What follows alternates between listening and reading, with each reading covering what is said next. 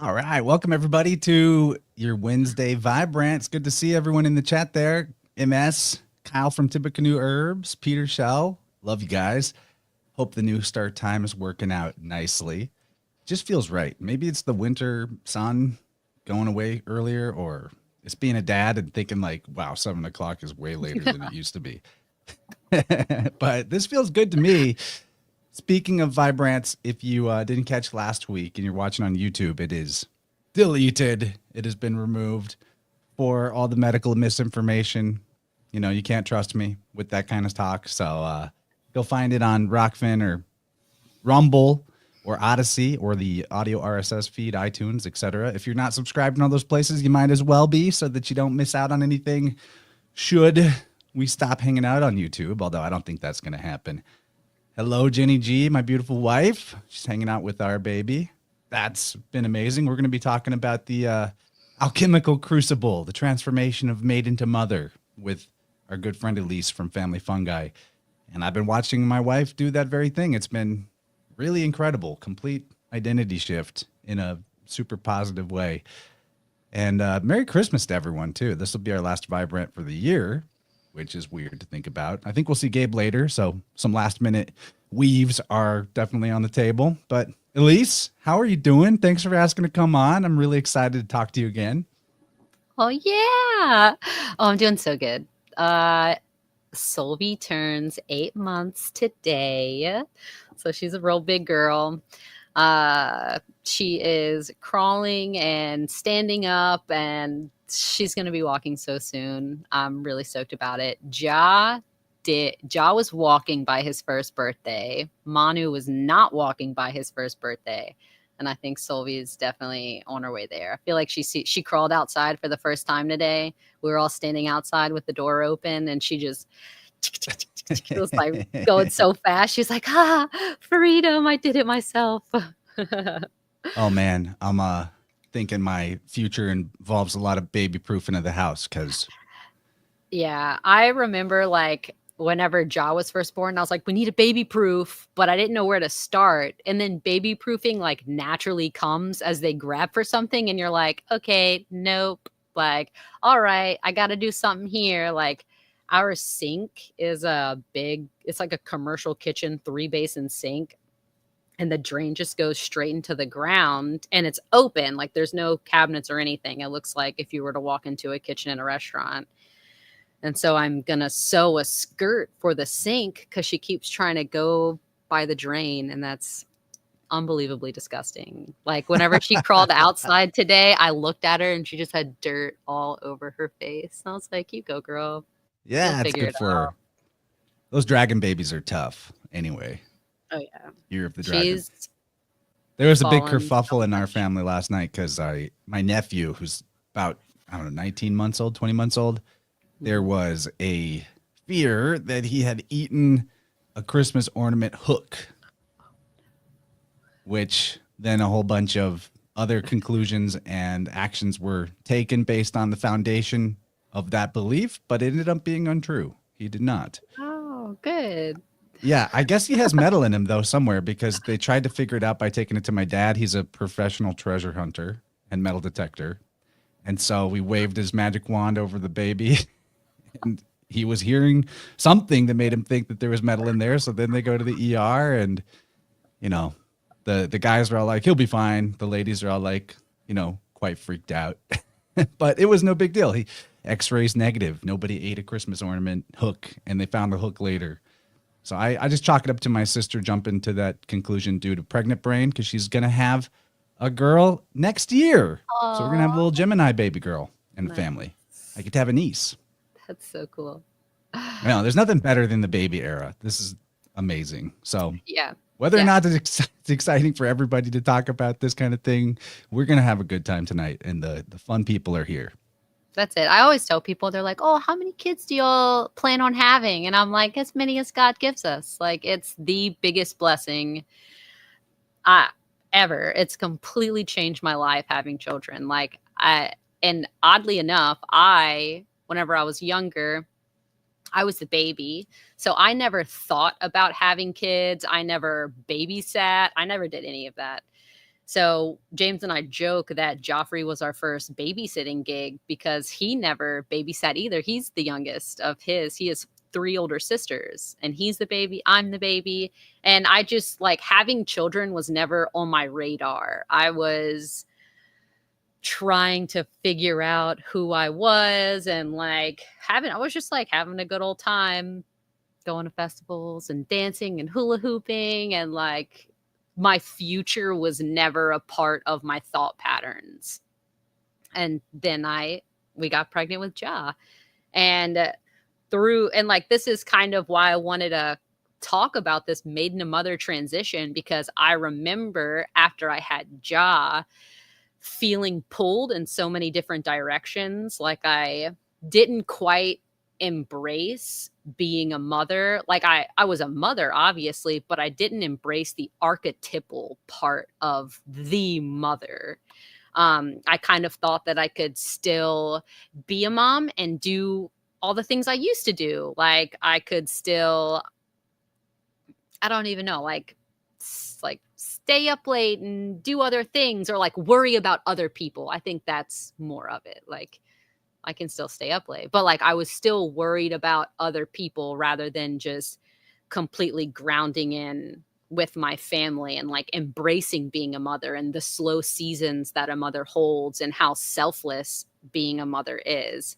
And it really wasn't until after I had Manu that I fully understood what it meant to submit to the great, like the archetype of the great mother. And I find that I come in contact with women that are struggling within motherhood, and I pinpoint a lot of that struggle to not fully embracing what motherhood actually is. And it looks different, like the small material aspects of motherhood look different, but the greater archetypal mind shift that has to be made is the same. Yeah, you have to like kind of put to rest your maidenhood in a way. I have no idea what it's like to be a maiden, but I've always looked forward to being a father because I have a ton of aunts and uncles on both sides, and I'm the oldest cousin.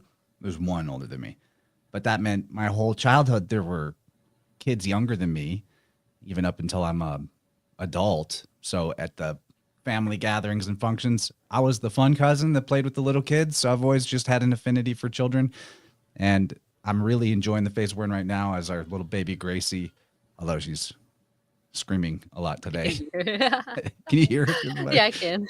Okay, cool. You're probably gonna hear her a lot. She's having a lot of feelings today. That's fine. But she's also big, smiley, laughy, giggly, 8 weeks old this very day. That's kind of fun. We can measure how many weeks old she is by vibrance because she's born on a Wednesday. That's so fun. Now, I paraphrase this quote all the time I'm about to pull up, but I thought, why not actually read it in its correct, fullness? This is C.S. Lewis. He says, homemaking, aka motherhood, is surely in reality the most important work in the world.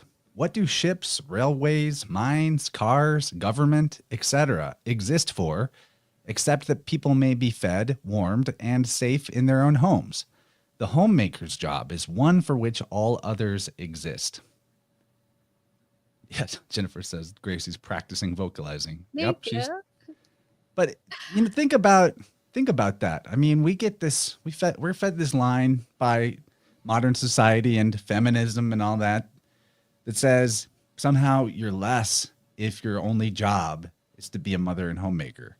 But I'm watching, homemaking isn't even really part of the equation when we have an infant. We're just hanging in there. But it's like it's full on. It's so hard. It's nothing easy about it at all. I mean, it's rewarding, sure, but my wife is literally 24 hours a day, even in her sleep, like nursing and caring for and holding the baby.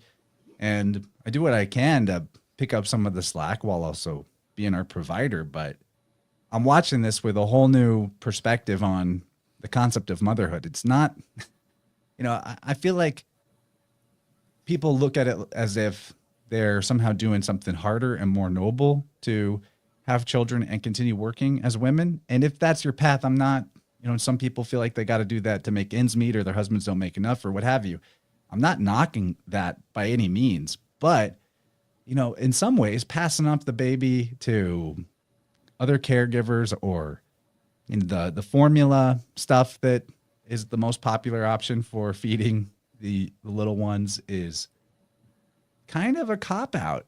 It's actually kind of the easy way out. It seems to me much harder to give your full-time attention and energy, setting aside all the other ambitions or projects or things that you thought you wanted to do in your life on hold or even completely aside, just to give your full self to that little child.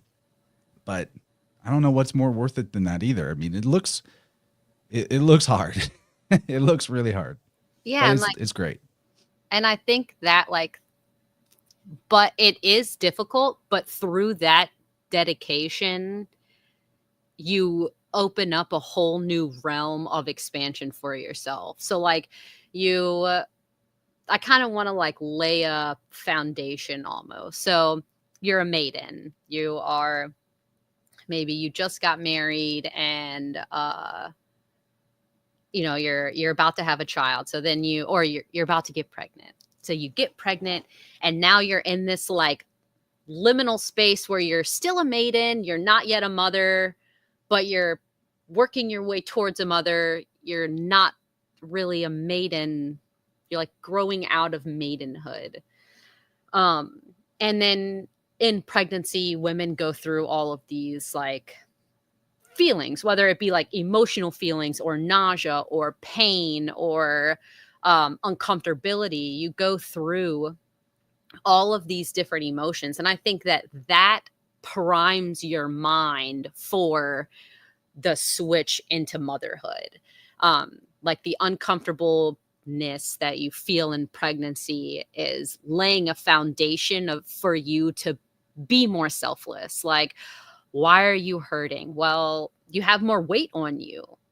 Just in general, you're the biggest you've ever been in your life because you have an extra 20 pounds. It's 10 pounds of amniotic fluid, something like that. It's a crazy amount of amniotic fluid, and then plus baby, and then plus everything you're consuming because you are feeding a child inside of you, with your own blood. And same thing with breast milk. Whenever you're breastfeeding, your milk is created through your blood. And so you're going through all this, and then you have your baby, and now you don't feel you really don't feel any different right afterwards, at least for your first. For me, I didn't feel that much different. I always envision myself whenever I'm going to have a baby. You were so young, right? I mean, relatively. I was 24 whenever that seems like I a had baby. Jah. Yeah, yeah. And I always see videos of women giving birth, and they're always like, oh God, my baby. But every time I've had a baby, I've been like, oh, I fucking did it. I'm I don't get weepy because I'm just so high on everything that just happened. And if you don't even know about this transition from maiden to mother, this initiation that you're going to, it doesn't even really cross your mind. I didn't have words for it until way after I had Joffrey. I'd given birth. And so it almost feels like confusion in your mind because you are with an infant. You can't do anything. You can lay there and you can get up and hold your baby and do things with one hand, but how many tasks can you do with one hand? So then you're you almost start feeling bad about yourself, at least from my experience and women that I've spoken with. You want to be able to do more. And I think that wanting to be able to do more, or talking down on yourself and feeling lazy or feeling like you aren't doing as much as you should be doing, I think that's the maiden part of you that's like this spring free, like, oh, I used to be able to do this and that, and I can do it all. It's like you can do it all, but you just kind of have to wait and allow yourself to integrate everything that just happened. And so I find that women have this mode of motherhood where they feel like they should be doing something else other than mothering. And it's like, no. Whenever you fully like surrender to the mother, to just laying there and like call it being nap trapped. Whenever you surrender to being nap trapped, like that's where the bliss comes in. It took me an hour, at least an hour last night to get Solvi to sleep. And at one point I was laying there and I was like, oh my gosh, I love you so much. And then probably like 45 minutes in, I was like, girl, what are you doing? Come on, just let it go. It's okay. You're safe. And then I was catching myself getting annoyed. And I remember like the sensations of, this was my first time being annoyed with her. And I was like, oh no, I don't want to go here. Like, because it just gets worse. Once you let yourself get there, it's like a snowball effect. And so then I kind of had to like take a deep breath, lay with her. I was nursing her for like an hour and just think about how grateful I am that this is what I get to do. Like, this is my job. I get to sit here and be with you. I get to sit here and make sure you're healthy and you feel safe. And like, it was like Solvi and then Joffrey was next to her and I was like patting his head and I was like, oh my gosh, you're so big. He's 5. And whenever you just really fall into motherhood, it gets easy and it gets to be like I feel like it's almost like a conch on the head and like, oh, okay. This is what this is. This is the bliss that mothers talk about, or the ones that look like they're floating with all 8 of their kids and they're not being drudged down. Like, I know someone whose child is out of school for Christmas break. And she was like, I'll be over at your house because I don't even know what to do with these kids. And I was like, you get to hang out with your kids. Like, you get to know your child so deeply. And through that, you get to know yourself more. We're meant to be creative. Like, we're meant to create. And within motherhood, you create with and through your children. And then also you get to create your home. You get to make a home and make it a place of solace and a retreat from the outside world. And whenever you take it as an opportunity to like propel the souls of your whole family, it takes a whole new weight to it. Like, I remember being like, oh, I'm a mother of 3. That sounds like I'm a mother. That holds like a way different vibration than like, I got some kids. Like, I got kids. I got a kid. Like, I'm a mother. And you get to have pride in that. Like, I saw this thing was like, oh, you want a gold medal for having your kids? I'm like, here it is, bud. I got a house. Like, yeah, it's such a beautiful thing to be able to steward your life. And like the same thing with a father, like before having a child, you are like,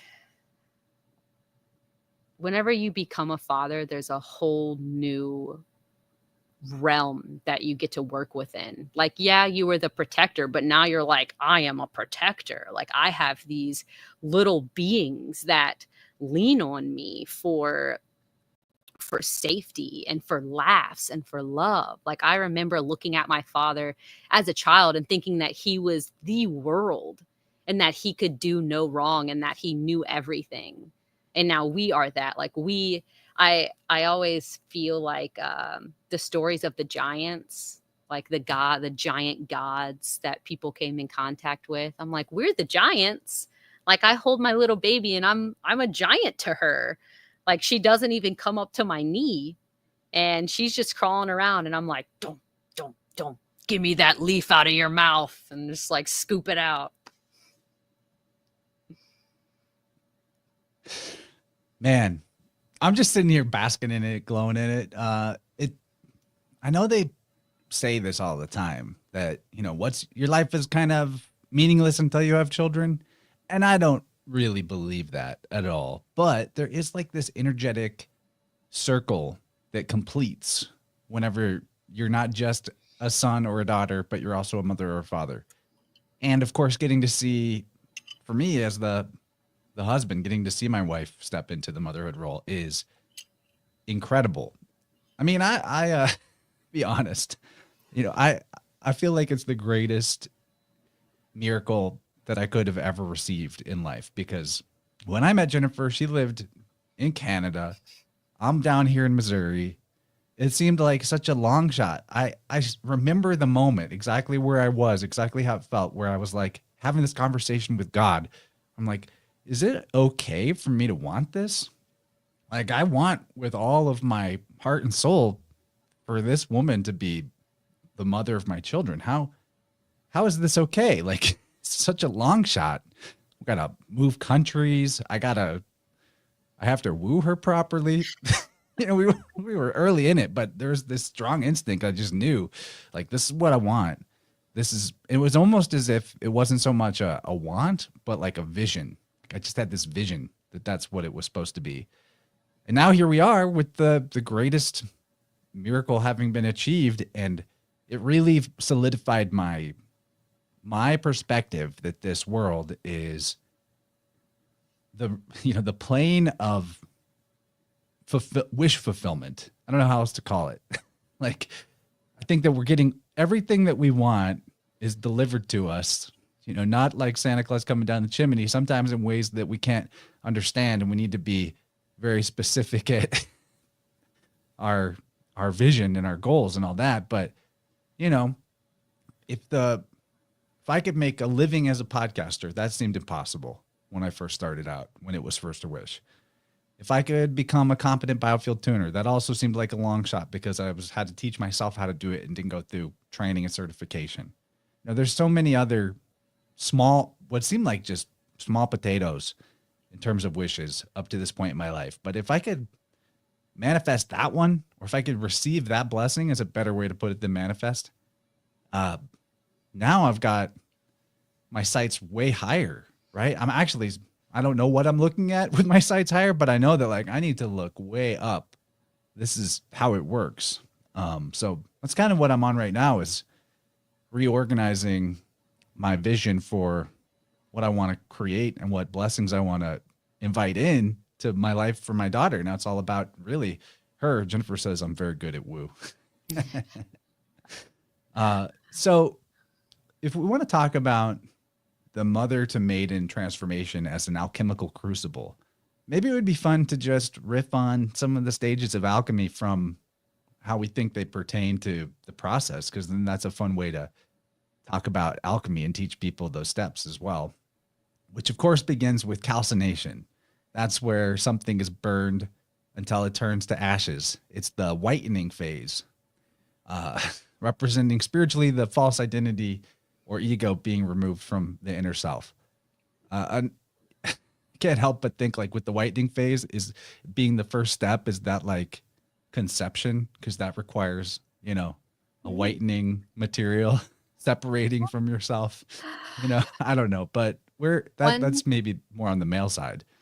One thing it makes me think of is that there's a point in giving birth where the baby's crowning, and it's called the Ring of Fire. And that is, I think, in my mind, the whitening, where if you've ever seen a video of a baby crowning, like the vaginal opening gets so large, and it's like the labias are almost like, they can be purple, they can be like gray white almost, and that and transition, those are the moment, like, people view transition, well, it's like in hospital obstetrics terms, transition is between 9 and 10 centimeters. But I think spiritually, transition is that fire, that place where you're like, I can't go anymore. Like, can I really do this moment of doubt where you kind of have to blaze through it and know that everything's fine. You're just burning away the stuff that you don't really need there. The doubter, the one that says, I don't know, even the smallest voice, isn't, you don't really need that whenever you're having a baby.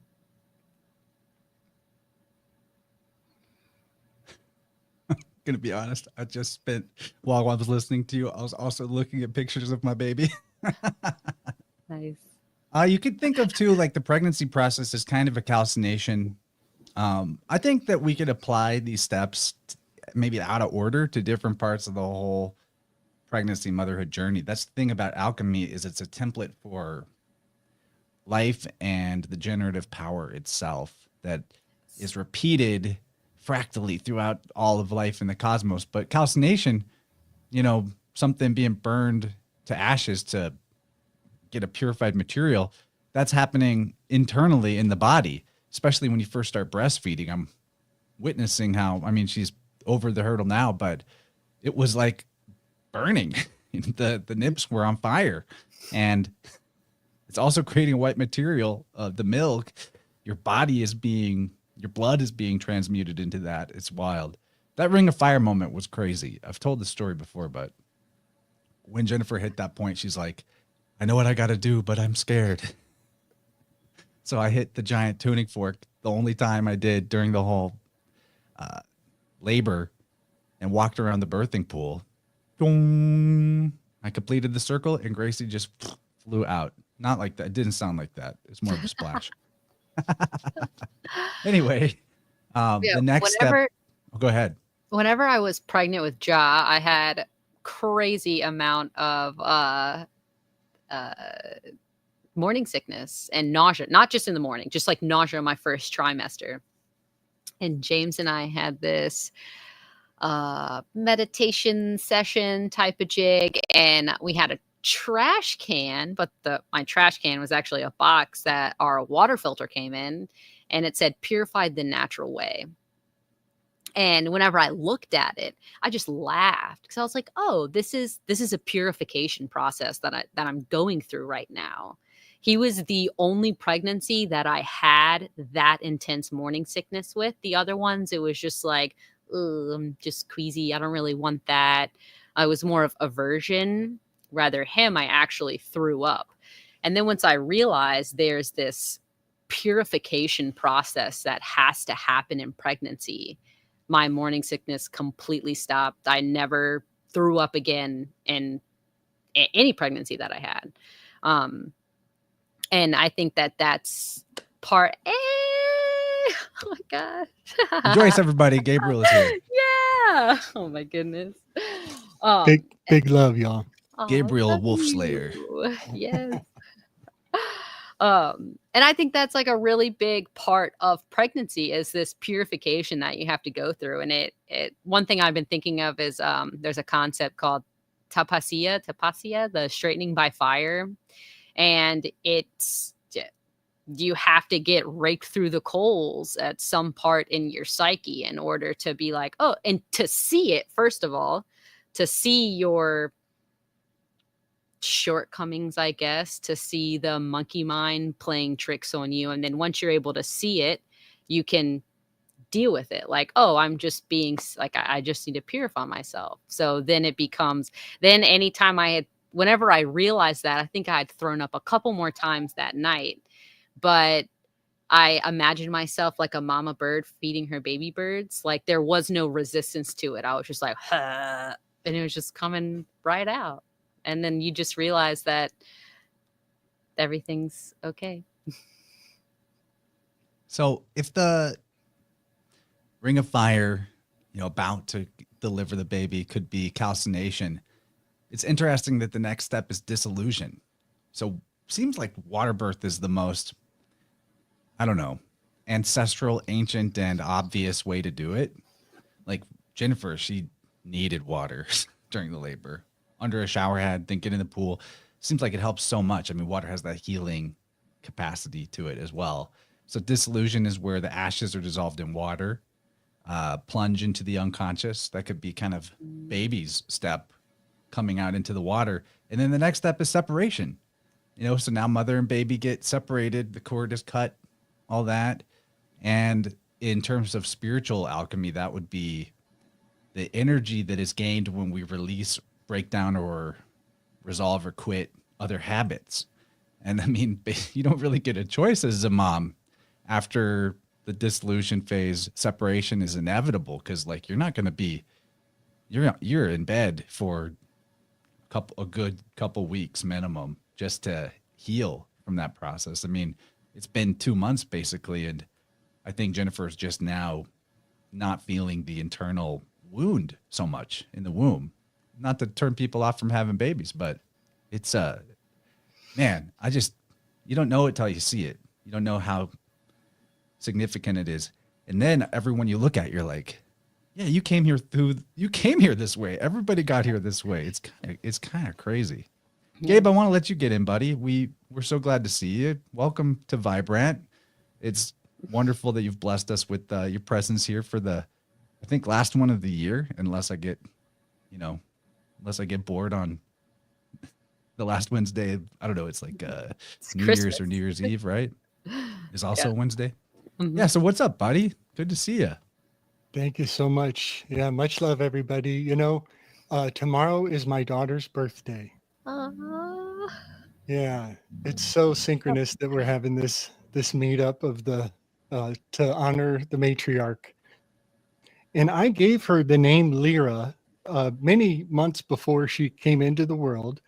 And I had no idea there's a Lyra constellation, that she's born exactly as the sun is passing through the Lyra constellation. And then sure enough, the first night that we got her grandparents to babysit her mother and I went up on the hillside to watch the Lyra meteor shower come down.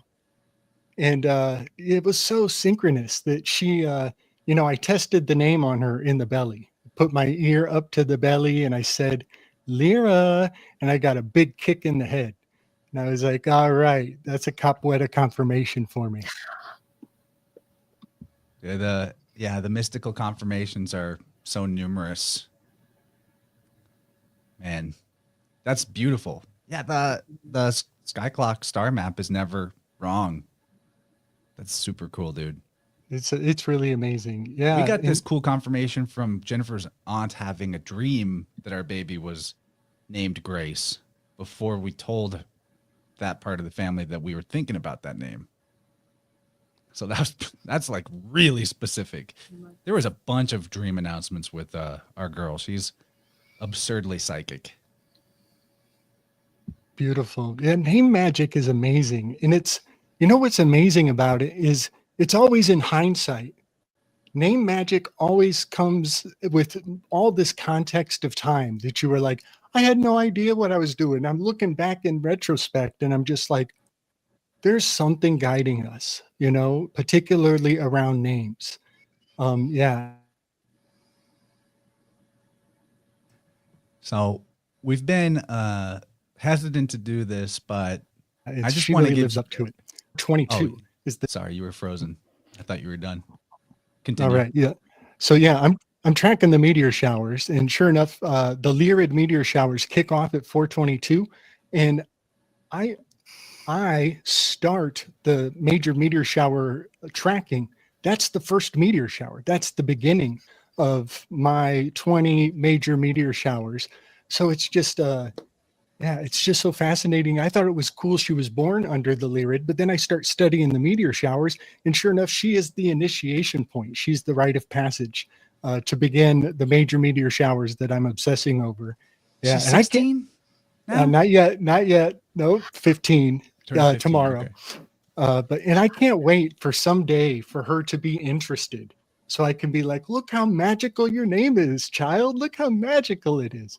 So yeah, we're passing through that space in time, but then in the spring there's a display honoring her divine. She's a sage guitarius, and the lyra is the guitar that Ophiuchus could reach out and grab because he's Orpheus, or Zeus, the Hercules constellation, he could reach out and grab it. So it's kind of like the communal harp right there. What's her middle name, dude? Lirabelle Everly. Everly is a derivative of my first guru when I was a child, and it's also a derivative of my mother's name. And the name Lirabelle, she knows this now, but I didn't know it when I made the name. It has the word rebel hiding in it, and man, does she live up to that. So, Elise, are your sons displaying any kind of mystical accordance with their names? I mean, I did it just the other night. I was at a Christmas party and we were playing a dice game, and it involved it was almost like tournament style. It involved rounds, and the chips were looking a little down for me at the table that I was playing at. And I was like, never go against a guy named Chance in a luck-based game. And then I won, and then I went on to the next table and I won the whole enchilada and got the prize. So that's I have part of the magic of my name is I know when I'm going to win something that requires some kind of random happening for me to achieve it. I don't know. And I know that I'll never win the lottery, so I don't buy tickets because I'm not dumb. But yeah, what about your guys, Elise?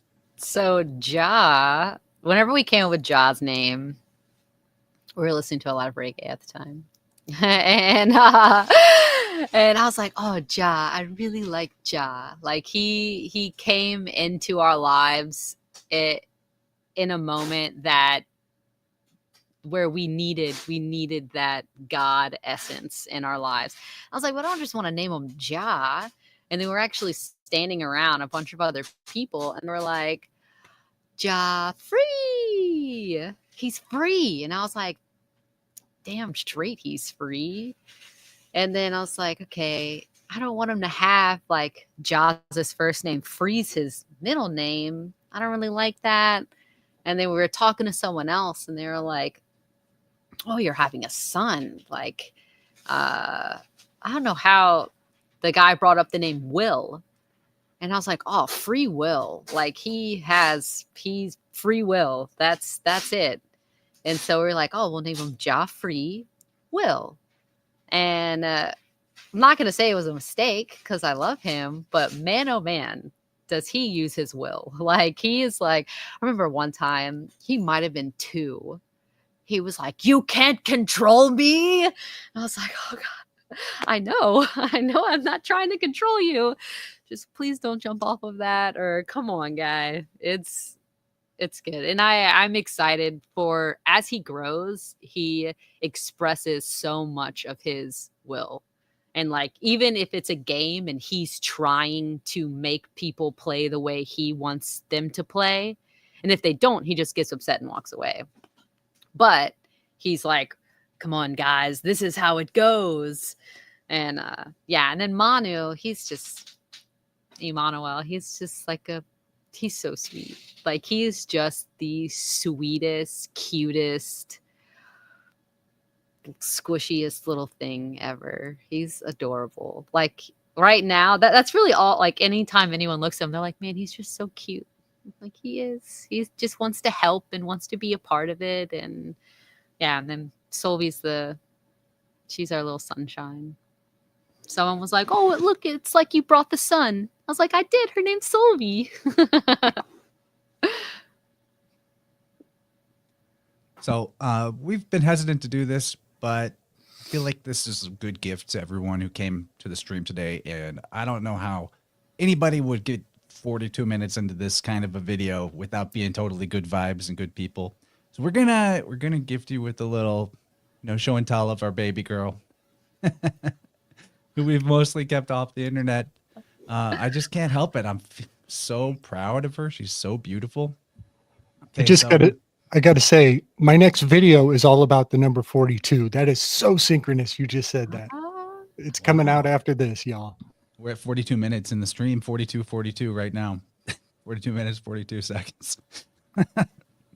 So we did a little 2-week-old photo shoot. So these photos are now quite old. She's 6 weeks older.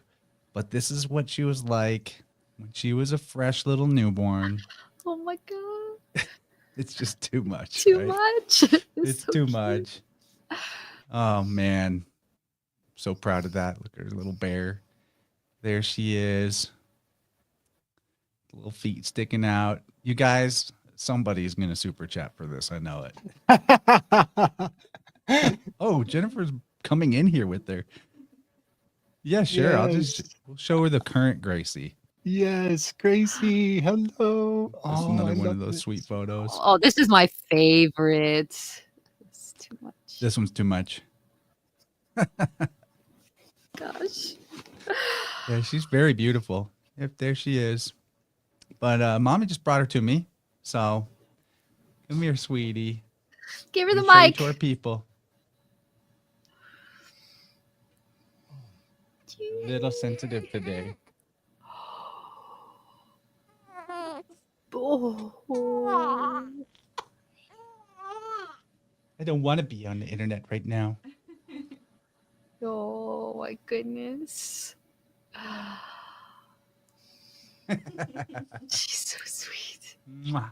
Oh, headbutt. Okay. Oh. Yeah, she just headbutted my headphones. So, whoops. Okay. It happens. Now that's her a little upset, but I'll show you. This is what she's like most of the time.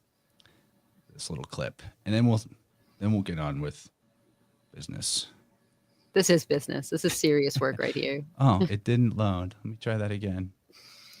I want it to be audible, so let me just load it up properly. Almost got it. So, she's really cute, isn't she? so I put out a poem very recently called Mother Shape, and it is raw. It is raw. And I feel like I'm making amends right now because it's an old poem, but it's one of my best. It's one of my best. So yeah, I just wanted to mention that when I put out the Mother Shape poem, it is so vicious. But it just makes sense that here we are giving thanks and praise to the matriarch because I think I lost subscribers. My poem, I dropped the C word. And people run away when you drop the C word. But it was artistic. It's an artistic. It's a misunderstood word too. We could talk about that. Yeah, big time. So yeah, this is a little quick clip, and then we'll be done with show and tell. I think thumbs up, you two, if you can hear this. Not hearing? Okay.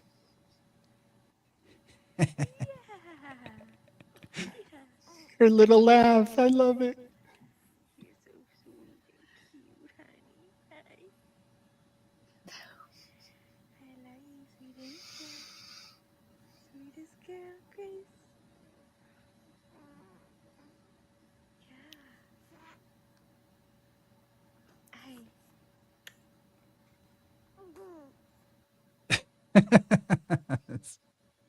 It's too much. It's just too much. Such Thank you guys thoughtful for eyes. humoring me with that show and tell. I'm a proud She's so papa. contemplative. Oh yeah. Yeah, I feel like whenever you become a parent and you have children, it's like if anyone wants to show you their child, you're like, yes, let's do it. Let's look. Let's show and tell everyone. Because you know the depth of love that you feel that you had no idea was even there before. And you can see like the cute, like the just everything that came to make that being you can be a part of. Big time. And The reason I did it, Potato says, Tiffany's like, I want a baby. LOL. That's why I did it. That's We're right. gonna make some new babies from that cuteness overload. And there's never a like people are like, oh, I'm gonna wait for a good time. Like there's never a good time. Like every time is the good time. You'll always think you need more money or more space, or like James and I were living in a shed. Like we were peeing in a bucket. Like it's everything's good. Just have your babies, guys. And Yeah, when the big bear, Owen Benjamin, was having children, him and his wife lived in a barn. Like yeah. they had, their whole family was in a barn for like over a year. And they moved several times through having their children. Like, it's hard stuff. Whenever you create the family, like you have a foundation. Whenever you sit in being the mother and being the father, that is the foundation to where your children, they know love. They don't have to guess or find it elsewhere. They know what it is. Like Manu just started. He didn't just start.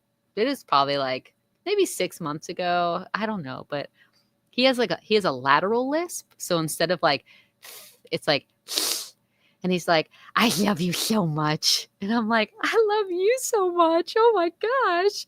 And my mom's a speech therapist. And she's like, Elise, we got to deal with that. I'm like, he'll grow out of it. It's just let him be a baby. It's the cutest thing ever. Like, just let it happen. It's okay. He will grow out of it, whether we force him out or like he actually needs assistance because he can't speak. Like, we'll help him. But as of right now, he's figuring it out, and he's learning where the tongue placement is for different words. And this is their time to be disheveled and wearing their pajamas for 3 days straight, and like, just, this is being a child. Like, let them be a kid. Don't just throw them into school or here, grow up now. Like, here you go. You got to get your hair cut. Like, no, he's okay. I want to comment too, back to there's never a perfect time.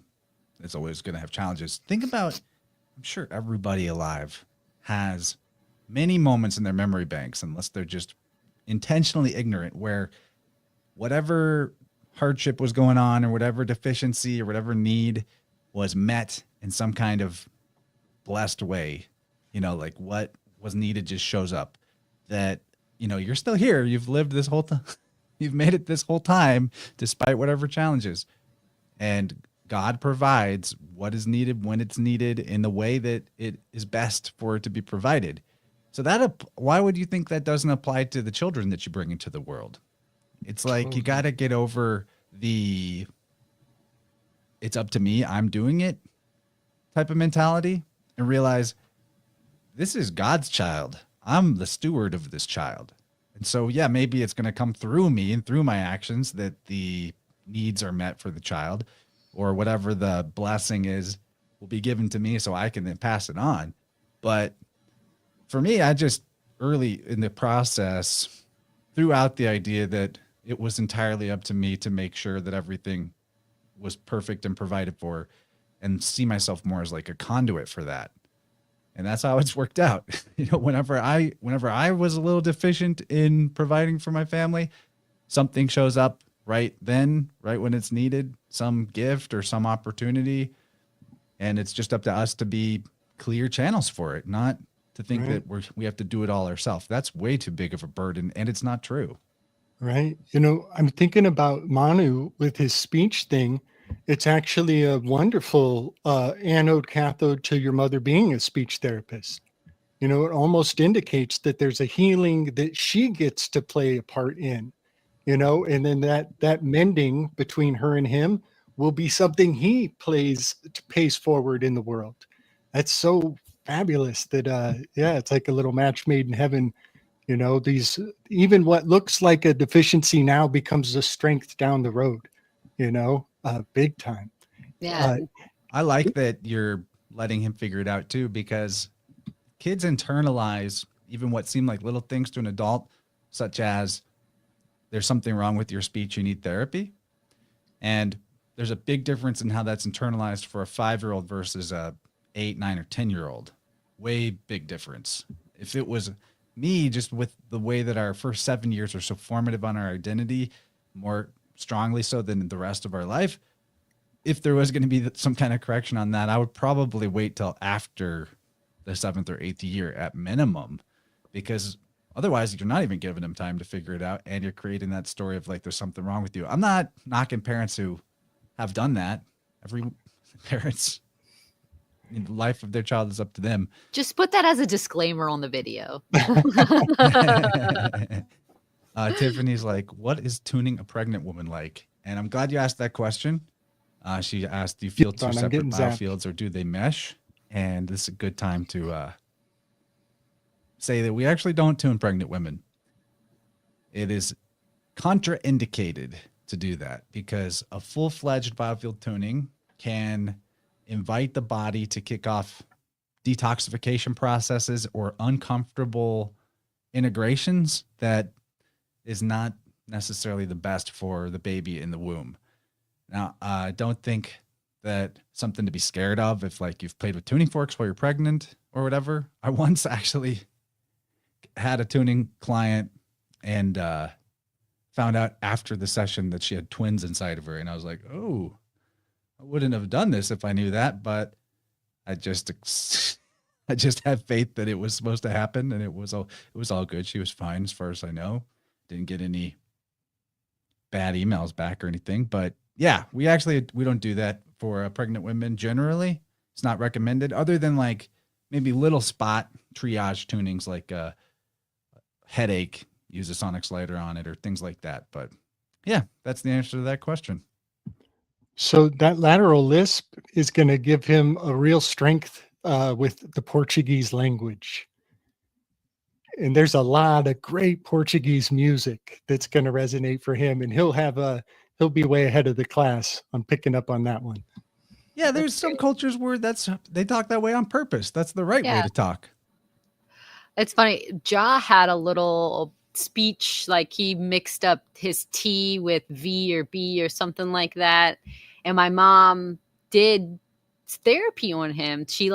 And whenever I found out that she was doing it, I told her to stop, but it had already done the damage. He already stopped doing it. And then afterwards she was like, oh, you remember whenever he would be like, oh, look at that TT? And I was like, yeah, I do. And she's like, I miss that. I was like, just let him do it. It's okay. And Jah's by far like my like proper child. He doesn't like to be like, he'll go play in mud. He'll go do stuff, but he wants his hands washed. Like he doesn't like to be dirty.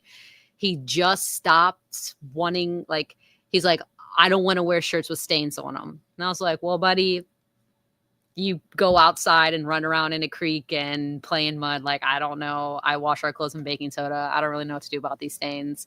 You can have your nice shirts and then you can have your stained shirts. We'll tie dye your stained shirts or something. But yeah, it's just interesting because like he loves his head shaved. And whenever he was younger, my parents and grandparents always made a point to be like, you need to cut that boy's hair. You need to, come on, it's too long. And I would really try to impress upon him that he's okay. Everything's fine. But yeah, and then Manu's my most feral child. He does not care about anything. He will just pee in his pants, take them off, and go run outside. And I'm like, bro, you know where the toilet is. You're potty trained 100%. I love the term feral. It's such a good term. I think we're all going feral, and it's going to be glorious. Breakaway civilization time, y'all. Let's breakaway civilization time. Oh, yeah. Jenny says, I get excited listening to our nephew, the inherent letter swaps. Oh, yeah. That's been such an awesome philology lesson. And me and Kyle talk about that too, because he's got a little kid, Davide, who, by the way, I inducted Davide into the Great Whiteboard Brotherhood as an initiate. I sent him a little Christmas present, an art easel. It has a whiteboard on one side and a blackboard on the other, so he can make his choice whether to join the light or dark. Give thanks and praise. I love it. That's so joyful. Yeah, and I figure by the time he grows out of it, their newest little Fredo will be big enough to play with it. So very cool. And anyway, the babies learning to talk, they do the letter swaps all the time. Mm-hmm. You know, why and that's why sometimes we'll say poo-poo, sometimes we'll say boo-boo. It's the same, for some reason, the way that certain letters hit our mouth, it's interchangeable. P and B is a good example. L and Y, good example. Lots of good examples. And I was just digging up in my Kindle library from Dylan's book, Spirit World, A God's Acre for Winds of the Soul. I thought it would be fun to talk about a little passage that he included there about the name Emmanuel. Yeah? Sound good? Yeah. So Emmanuel in Hebrew is actually spelled Ayin, Mim, Nun, Vav, Aleph, Lamed. So that would be like Omnual.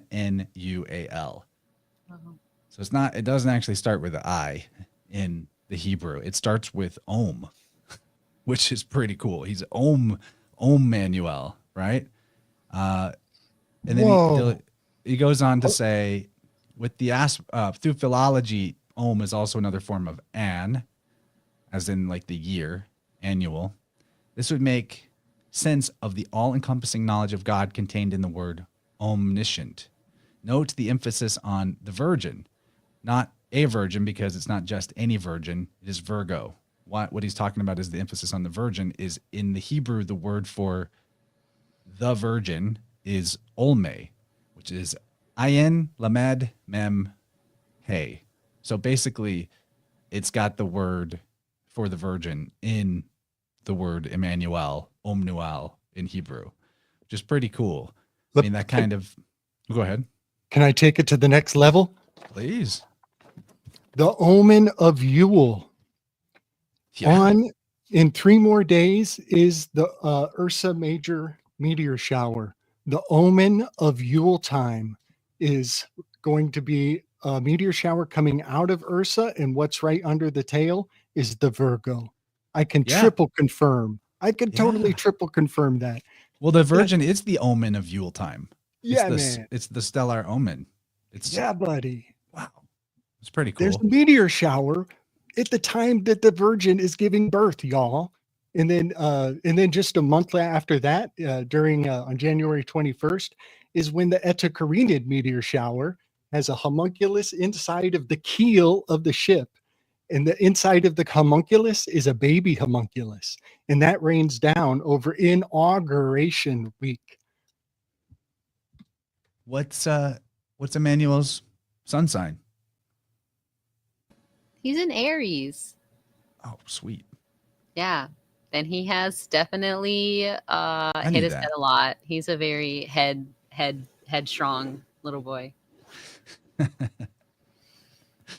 Cool. Man, I'm never going to hear the name Emmanuel the same again. I'm going to be like, that is Ursa pouring out. That is Ursa pouring out. Omen Yule. Omen of Yule. And yes, it's also the 3rd largest constellation by size, which I'm really focusing on, which has to do with oxytocin. Yeah, man, a huge weave is born out of this conversation. I'm going to expand on this. This enriches my life greatly. I don't know how you do it, man. It's like every second of your life is fuel for a weave. How do you keep it all straight?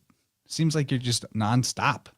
Yeah, man. The dry erase board is ever changing. It is ever changing. And I am off the map nowadays. I actually did an intentional throwing away of everything I thought I knew, and I'm rebuilding a new effective cause. And can you do that? I have to, or I'll get bored. And, like the word context, PK just pointed out that the word context means with the weave. And this is what Persephone is doing, or no, Penelope is doing in the Odyssey. She weaves a tapestry every day, but at night when nobody's looking, she knocks it down and starts over. And so this is Kung Fu. This is practice. And I can expand and contract this mamma jamma to all kinds of things. Yeah, I got a whole new effective cause on the board, and everything we're saying is mapping out powerfully. James and I always joke that if it was like the olden times where you would send your sons off to learn from someone in faraway lands, we would send Joffrey off to you. I would totally accept that, Padawan. Absolutely. I love that. I love the context being with the weave, like as in textile. That's brilliant. It makes me think we've been when baby's sleeping watching this show, and I think that it's probably a travesty of the original book material, like everything that's adapted to a show, but it's the Wheel of Time, which I like because it's everything I like to talk about. It's the reincarnating savior, son of God figure that comes at the destruction and regeneration of each world age. I mean, that's what it's about. It's perfect. But the magic users in that world, they weave threads of the 5 elements together in their fingers. So it's all weaving. It's all Ariadne. Big time. I met him in person. Jordan, what's his name? Jordan Maxwell? No. Jordan. Something Jordan. Yeah, if you could look it up. So I read his book. It's Robert Jordan. Thank you. I read his book when I was very young, and he came to a book signing at the mall, at a very remote mall. I had to go way out of town to find him. And I went and I met him, and I was like the only one there, and I was a hardcore enthusiast. I was lit up in his presence, and he was a very large man, and I will never forget the cane that was leaning on his book signing table. This cane it's undescribable. I can't even put words to this tool that he walked around with. It had a complete intact ram's horn spiraled out so that you could put your hand through the spiral of the horn to grab this amazing cane. And I told him that I want to be an author, and he's like, well, I'll give you some advice. He says, take all of your stories and weave them together into one massive story.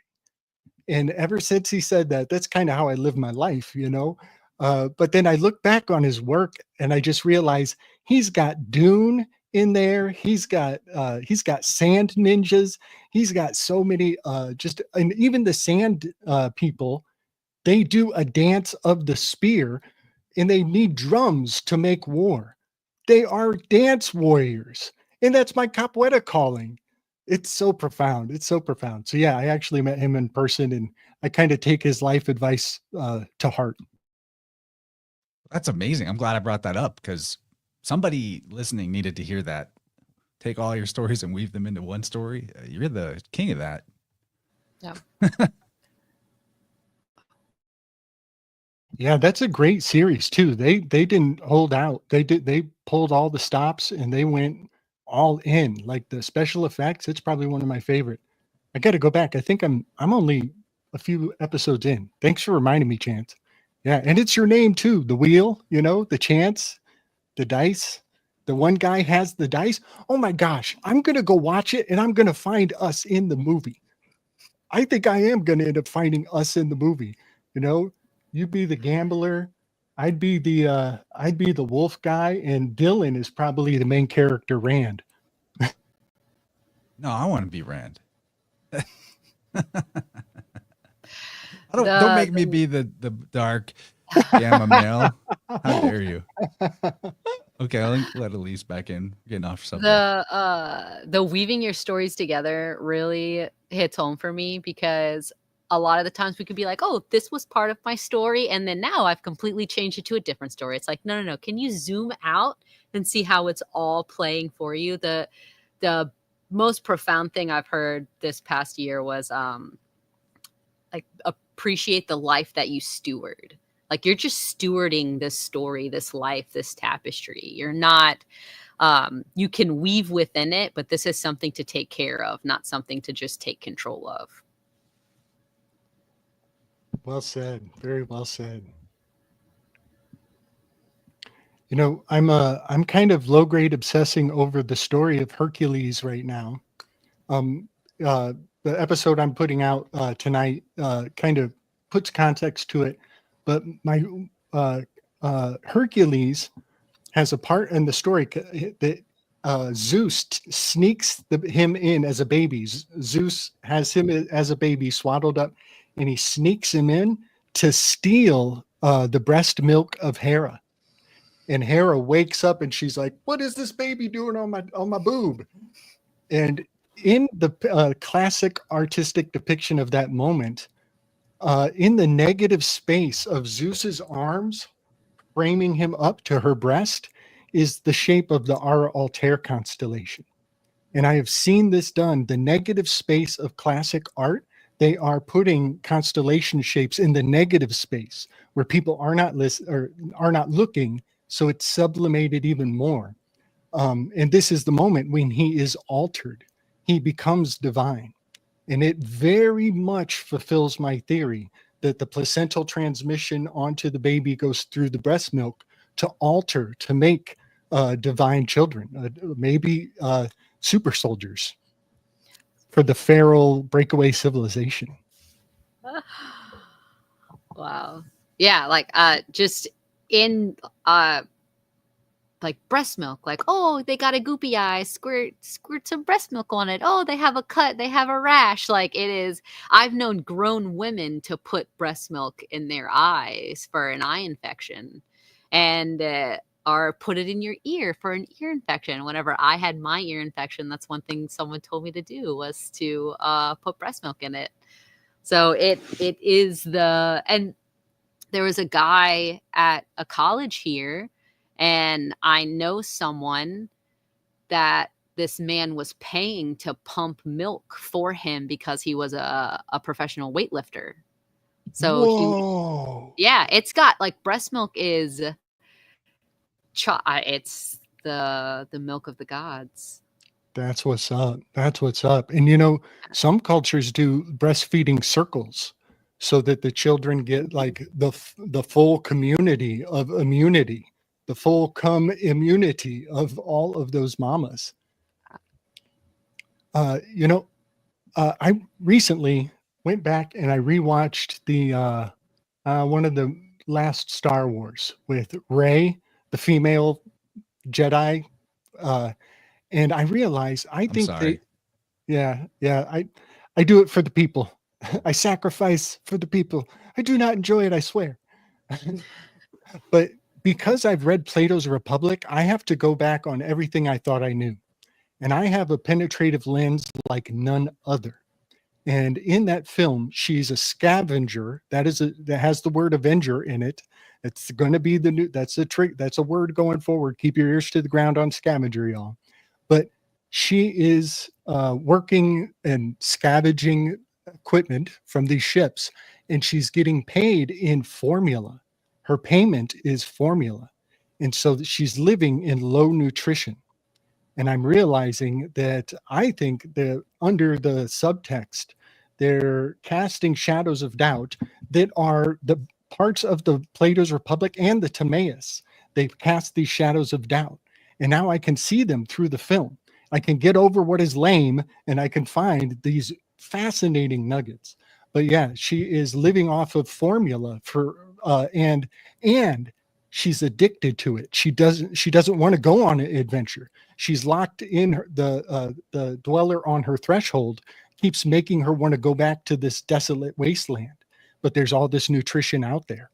So yeah, I'm because I've read the Timaeus and the Plato's Republic, I have to go look back at these lame movies and realize there's so much revelation of the method, and it has much to do with the true family connection through breastfeeding. That is the bedrock cornerstone of it all.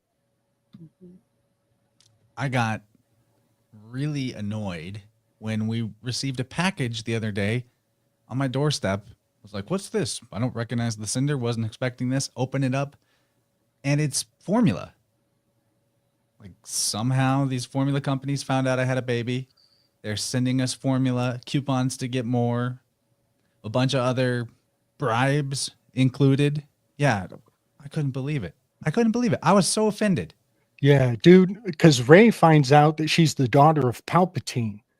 It's basically telling you that whatever's in that formula, some family disconnect is in the game plans. Throw all that stuff in the fire, y'all. Throw it in the fire and watch it change colors. Yeah, well, it appeals to the to like the toxic maiden mind of, oh, I don't have time for this. I don't want to breastfeed. I don't want to be just like there's a term called boob barnacle. Like your child's just a boob barnacle. They're just there sucking forever. And it's like, that's all that they know. Like they're forming their soft palate in their mouth. They're not just doing it for funsies. I mean, like I'm sure it is fun. Like all you're doing is just sitting there. It's all that you know. It's love. It's nourishment. Yes. It's warm. Like it's building your inner fire.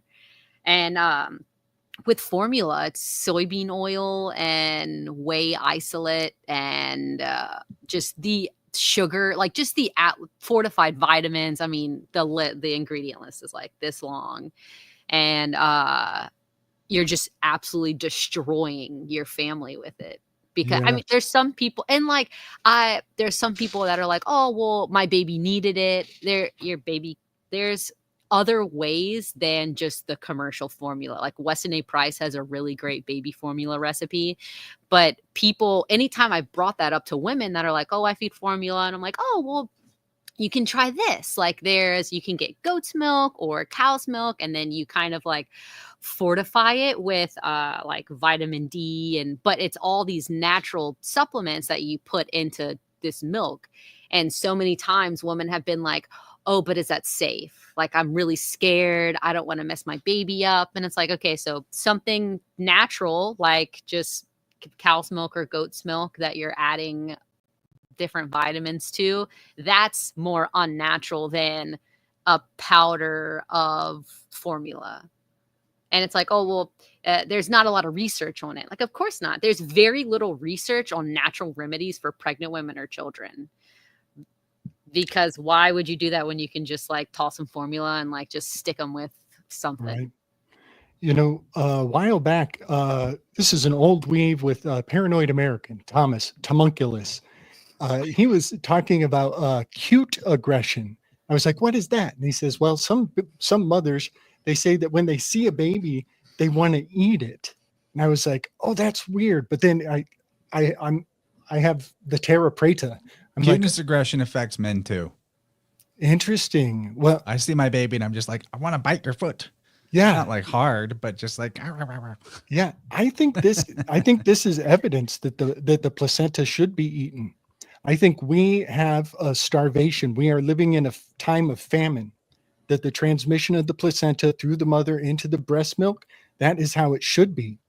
And this cute aggression, or whatever that is actually indicating that it's time to go for feral. It's time to go feral. Breakaway civilization. Placenta transmission, y'all. Get it on. I think that's such good info, though, Elise, about because obviously there's some circumstances where breastfeeding is not possible. You know, maybe an orphan child or what have you. It should be very rare, though. I mean, most of the excuses that are given for why it can't be done are not really valid. They don't hold up. But that goat's milk is a good alternative if there's nothing that the mother can do to get enough milk or the mother's not available. That's really helpful for people to know. And you're absolutely right about that. Very late mention of the placenta of the stream. It's been hanging about. And just for anyone else out there that knows anyone with breastfeeding trouble or is nervous about it, there are so many groups on Facebook or like your local, I don't know, like hospital or local natural birthing realm or your local midwife or whatever. There are so many groups of women that pump and store breast milk and want to give it to other women. Like whenever I couldn't breastfeed Manu because I had that ear infection and I took antibiotics and steroids, I got all of my milk from another woman. And I was very, very grateful for that. So there is a way to get other milk for your babies.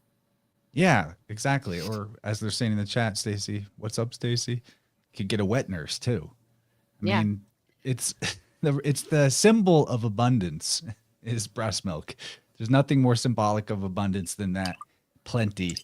But the biofield consequences of formula are rampant in our generation, millennials, and the ones that follow. because I think that's where it started really getting pushed hard. Maybe there's some Gen Xers that got formula too, but in terms of what I see in people's energy fields very commonly with, and it doesn't even necessarily need to come up in a session that where you fed formula or breastfed. Most people don't even know, but it's super common and prevalent for a type of lack mentality that comes with that and approval seeking that comes with it. Because essentially to the baby, they do, they might enjoy getting a bottle sometimes because of the speed that it can be given to them. I don't know. I've given some bottles, but it was breast milk bottles. I'm not sure. But there's, you see, okay, let me see how to put this. You witness formula babies and they're fatter. And that's supposed to be evidence that like, see, this is great. Look, baby's putting on weight super well. But it's a recipe for later in life of the vicious cycle of being unfulfillable. That because this is sacral chakra energy we're talking about, that's where your connection to the mother is very prominent and strong. It's where your connection to feeling satisfied and fulfilled in life is very strong. C-section, births attack this part of your biofield pretty strongly too. And when there's just a lot, when like the breastfeeding connection is not there, the way that builds someone's psyche is, especially for men, it's like, I will go out of my way, self-sacrifice or self-harm to receive female approval because of the lacking of approval from the mother. For ladies, it might be a little different. It might not be just straight up like approval-seeking behavior. For them, it comes in more of the expect disappointment and you won't be disappointed type of attitudes, which is so common. It's like, look at millennial ladies. It's a trope. It's a cliche, that whole like Aubrey Plaza, dark humor sort of, this is what's cool type of thing. You guys see what I'm getting at. And just scratching the surface. I mean, people's individual lives will create different adaptations for deficiencies energetically in their formative times as a child, but that's kind of the big commonalities that I see. And even with like, even if it is breast milk in a bottle, there's, if you have to get food into your baby, you have to get food into your baby. But one thing that my family pushed giving my children a bottle really hard. And they were like, just let James know what it's like to feed them. And I'm like, but that's not his job. Like his job isn't like, how does he know what it's like to feed them? He sees me feeding them. Like his job isn't to feed my baby. And then a lot of the times, like obviously whenever a baby's hungry, I feed them, but sometimes whenever they're fussy and I just put them near my breast, they're fine. It's like, it's just the comfort of nice. It's just the comfort of being with your mother and being there and having the warmth and the suppleness. Everybody loves a good boob. Exactly. Everybody loves a good boob. We did some bottles early on with Gracie. Like smushed in between them. Because I've talked about the tongue tie that she had, and so nursing was hard for her before we revised that, and it was helpful for Jennifer to pump. And then like when Gracie was tired, because she was compensating for her tongue tie quite well. She's a really intelligent little baby, but when she would be tired at the end of the day at nighttime, it was more frustrating for her. And so the bottle pumped some milk, that worked really good to help her have a calm transition to sleep. And then she'd sleep all night and let us sleep. Still does. And I enjoyed giving the bottle. But basically, after we finished the tongue tie, Jennifer doesn't even pump anymore. It's like, I think we came to a place, I was telling her this too, and I think she observed it as well, of like, hey, your body and your baby are in a perfect balance. Exactly how much she needs is exactly how much you will create. We don't need to be in the mentality of like having backup, having extra, having a stash, having a just in case. Maybe if we're going to go on an outing that's a long one, a pump and a bottle to take with us, can make our life easier. So we're not ruling that out as a possibility, but essentially like the daily pumping nighttime bottle is gone for us. And I think everybody's kind of happier to remove that technology from the mix as much as possible. Yeah, and like Manu took a bottle for a week whenever I was on the antibiotics, and I was so nervous that I was like, he's gonna forget me. Like he's gonna forget what it's like to nurse. And as soon as I put a titty in that boy's mouth, he's like, I was like, oh, he knows. Obviously, he knows. Like it's so innate to them, and like it amazes me whenever babies nurse because their mouths are like little vacuums, and they just like suck the nipple in, and they're like, and go right back to sleep. And it's so look how happy she is after nursing. She can stick her tongue out now too. Yeah. So and like crazy, none of Gracie. and like bottles aren't bad, like pacifiers aren't bad. None of this is evil, but it's what the original, like what's the purpose though? I always call it a pacifier because we had like binkies and noo-noos and all that stuff. And I'm like, no, it's a pacifier. You're just trying to pacify your child for an amount of time until the next feeding. And it, in my mind, my mom would always be like, oh, you're just a pacifier to them. I'm like, yeah, I'm literally the OG pacifier. I'm the thing that they want. When they suck, I know what they want. Anytime I try to use a pacifier for my children, they spit it out. And then I'm like, all right, how is this so bad? And I put it in my mouth. I'm like, oh, that's disgusting. I don't want to chew. It's natural rubber, but it tastes like rubber. It smells like rubber. And if you look at a breast and a nipple whenever a baby's nursing, it like flattens and suctions to the top of their palate, and it helps with their like mewing and all of it. Exactly. Motherhood is so sexy. And it's beautiful. Pumps suck, huh? And one thing is like, so your breast milk changes with information. So what is this information? Your baby's saliva. So if your baby's getting sick, your breast milk will change and produce more proteins and fats and antibodies and other things for the baby. And anytime I've had one of my like infants get sick, anytime your baby gets sick, what can I do to help? And I'm always just like, all you need is me. So I'm just like shirt off, skin to skin the whole time that they're sick. And I'm like, I love you so much. You're doing such a good job. You're going to level up so hard. Like, bro, you're just about to start rolling over or something. And with Solvi, I've been catching myself waiting for her to have her first sickness. And she hasn't. And I'm like, oh, I don't know why I'm waiting for this. It's okay. Like, what if she doesn't get sick? I don't have to like will it to be. She's just a happy, healthy baby. That's awesome. I want to introduce the concept of the term stolen valor. I think that in motherhood, there is a great amount of stolen valor. And one obvious example is the formula, but the other one is the C-section. And no shame to those who have a C-section, because you might absolutely need it.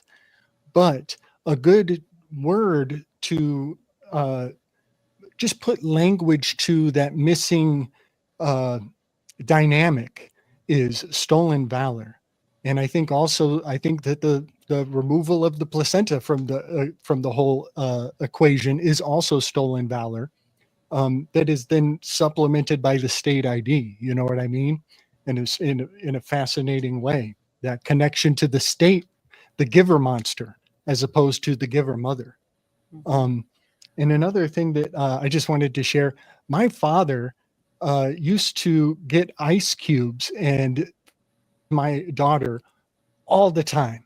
And it drove me bonkers because I just took all the CPR and all the baby CPR and all the emergency courses that you have to take. And so I'm freshly prepared to like flip that baby. I even remembered the handhold that you put on their chin and then you whack them on the back. I'm ready if this ice cube goes down her throat. I was like constantly like, so I'm watching my dad like a hawk every time. And he's just putting this ice cube in her and she loves it. And I was kind of helicoptering, but I realized she is so connected to my father. She is so deeply connected to my father. So any of the potential uncles or fathers or peripheral male figures who want to, sneak into that connectivity with the child, know that the ice cube is a good way to do it, but be careful, y'all. Be careful. And then one other thing I wanted to share is Chance, can you pull up the Ayn Rand graphic that I sent a couple days ago? I had a big decode on these flying drones, and I have to kind of tiptoe around this topic because there's some characters in the zeitgeist that are connected to some of these locations. So I'm going to be really tactical with what I'm saying here. It's okay. We don't have to. We We don't have to try to be like nice to the toes, tiny feelings. Okay. He's All very right, let's small. do it. He's no Let's threat. do it. All right, let's do it then. So yeah, Iranian mothership. The Iranian mothership is off the coast. Which is the dumbest thing I've ever heard in my life, by the way. It is. However, in the context of what I found, this is the biggest revelation of the method that I've ever heard in my life, because it is one big joke. It is one big comedy club, and they are playing games in our psyche in a fascinating way. Unidentified flying objectivists. Unidentified flying objectivists. The Ayn Randian mentality, I think, is probably where that term barnacle baby comes from. And turns out in Austin, there is a comedy club called The Mothership. And when I go and I look at their website, they have a huge hiding Enneagram in the background of the lighting of their entire theme. And this is the brutalist. This is brutalist architecture, which is Ayn Rand's jam. And so this calloused, calcified, cold, not really a woman. Ayn Rand is totally a tranny. Uh, but the brutalist architecture, she's a building worshiper. She worships buildings. The more brutal, the better. But yeah, this is essentially what I think the revelation of the method is all about right here. And I just wanted to share this one in the context of calloused matriarchs, and not having true, genuine transmission from the mother to the child. I think the entire mentality of being anti-altruistic is just a long game revelation of the fact that there has been way too much baby formula uh, in my generation. But I think we're turning that corner. I think we are turning that corner. And so, yeah, unidentified flying objectivists probably has a lot to do with that whole mentality of calling a suckling child a barnacle baby. Now I'm pointing my finger at those objectivists hard. So yeah, it's not funny. It's funny, but it's not fun. I'll give Ayn Rand And a gold star for the altruism criticism, in the sense that it's obvious that the psyop savior programming is what creates the giver monster that you call the state, right? That's you consider Ayn Rand, she's like far right, while most of what bothers us the most about the state is the leftist policies that are so invasive and helicopter mommy. Like I always remember Mark Passio's drawing the comparison that with the government, the left is for people who want the government to be their mom and nurture them and give them things. And with the right, it's they want a strong protector, out of your business, paternal government, father figure. So whichever side of the aisle you're on, you probably have a problem with the corresponding parent, more or less. And that's, it's true that the altruism, things for the public good, this nebulous collective idea is a big source of the government overreach I'll give it that. But there's no way Joe Rogan's smart enough to even know what the Enneagram is, let alone be behind it, having some presence symbolically at his comedy club. That's got to be his Israel friends or whatever. Yeah, somebody above him. Yeah, go ahead. Another thing with altruism and formula and bottle feeding babies is like, oh, well, you want the mother to rest. You want the mother to like have her time to herself. Like you don't want to be bogged down by having to nurse your baby every 2 to 3 hours, especially in the wee nights. Like get your husband to do it or get someone else to do it.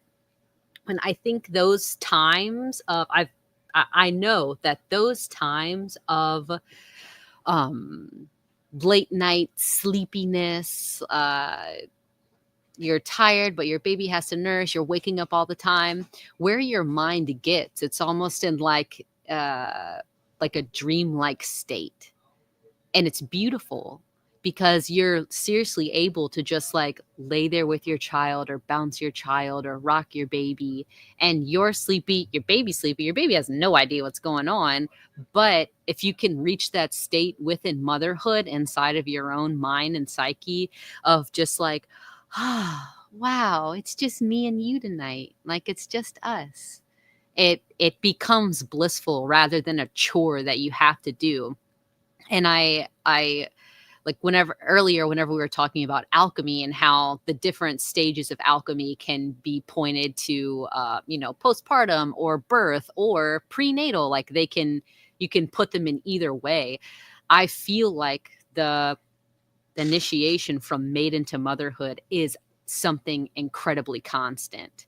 Just like the initiation, like you go through an initiation in those sleepless nights, you go through an initiation postpartum, you go through these things, like even whenever you have another baby, you're going through it again because you've like had this sense of freedom, which is kind of the maiden part. Like after, like, say your kid's 2 and you find yourself pregnant again. Well, if your child's 2, like you have a sense of freedom. They can walk now, they can do other things. You don't have a tiny baby. So now you have this maidenhood that has kind of been bubbling up and you go through it all over again. And it's really beautiful if you like allow it to be. It's one of those, like, women are these selfless, loving beings. And if you really like grasp that, it becomes a ride. I'm always like, hands up on the ride, ladies. Like we're going at it. Come on. It's Yes. okay. Nobody's sleeping, but drink some tea. Come on. It's kind of like the problem with society is mixing up the peanut butter and chocolate of public and private, where in the private, the home, all of this altruism and togetherness and thinking of the collective and making sure everyone's treated equally and fairly, it belongs in the home. Absolutely. That's in it. the private. When you take that out into the public, you're inverting things. In the public, there's not, that type of equality does not exist in the world of like work and accomplishment and making money. Also, I got to remind everybody what the word for nipple is in German. Anybody know? The German language is awesome. It's Brustwars. Basically, it's breast wart. Whoa. That is cool. Profound. Yeah. So kind of like their whole language is compound words. I learned this from Owen's new comedy special. That reminds me of started with pubes being pubic hair is Schamhaar, shame hair. Yes, man, there's a whole lot going on. The way that they twisted the German mind, it's diabolical. All of that is profound. It sounds just like breast barnacle, right? It totally sounds just like the breast barnacle psyop. Okay, on the Ayn Rand thing, you nailed it, Chance. Socialism belongs in the household. It's all socialism in the house, in the private. That's how it's done, y'all. That's where the altruism belongs. But as soon as you go out in the streets, you start doing that altruism stuff, you're gonna get jacked. And I want to also point out Rihanna. Rihanna was pregnant during the halftime show. The halftime is the liminal space. Rihanna is basically an anagram for Ayn Rand. They drop the D. and you get Rihanna, Ayn Rand. And then I think the actress who's going to be playing Wicked, I think she's another Ayn Rand anagram. So these Ayn Randians are drawing people out into the public and shaming Ariana altruism. Grande, is that what you're talking about? I think that'll do it. That'll do it, bro. And I think I just want to put the entire psyop into context. They are drawing people into the 15 man nut cities. The 15 man nut city is going to have to be a Babylonian urban design. It has to be a big tit. It has to be a big circle with a centralized hub in the middle of it. It's going to be a big breastwort is the design of the 15 man nut cities.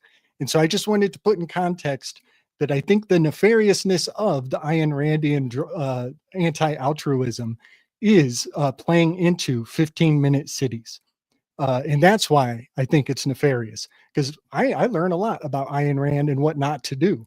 But that stuff starts free floating and we have unidentified, which is basically the word unidentified in everything is just drumming up the digital ID.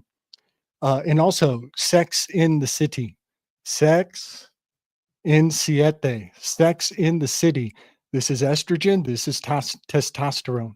And so there's a great amount of alchemy in the zeitgeist around sex in the city and drawing people in for a 15 man nut prostitution ring, easy access for instant gratification.